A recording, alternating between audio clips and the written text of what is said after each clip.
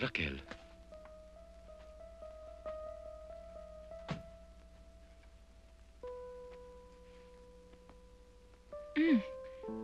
Ano ba?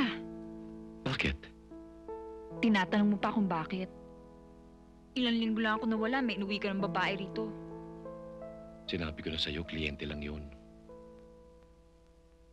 Talaga? Oo. Talagang talaga. Talagang talaga.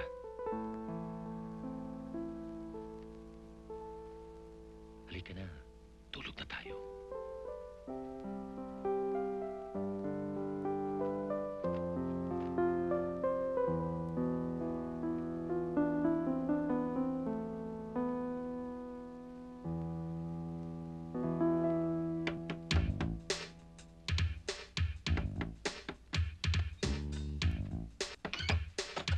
Bakit?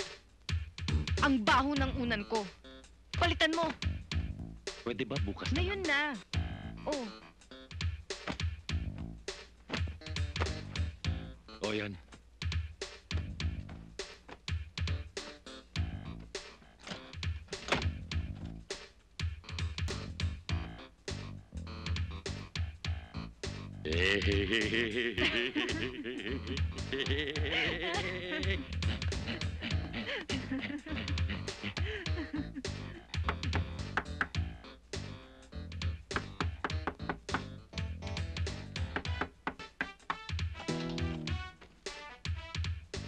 Bakit na naman? sira ang air conditioner ko eh. Kate, pwede ba patulugin mo naman ako? Hindi ka pa naman natutulog eh. Eh, paano mo nalaman? Naririnig ko kayo. Kate, pwede ba bukas ko na aayusin? Ngayon na. Kate! Kung ayaw mo, di wag.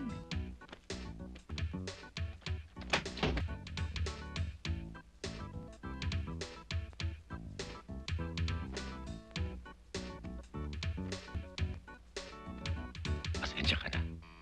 Okay lang. Anong problema nun? Hayaan mo na. Nangungulit lang yun.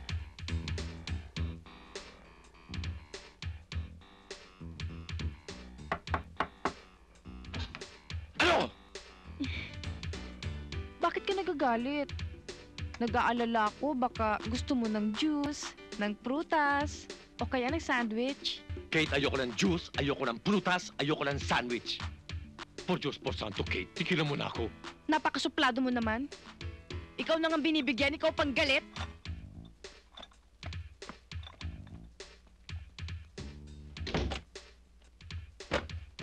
Oh, bakit? Diyan ka na lang matulog sa labas. Hindi na siya mahirapan sa pagkatok. Raquel naman. Magsama kayo ng kliyente mo. Ang pihirang buhay to.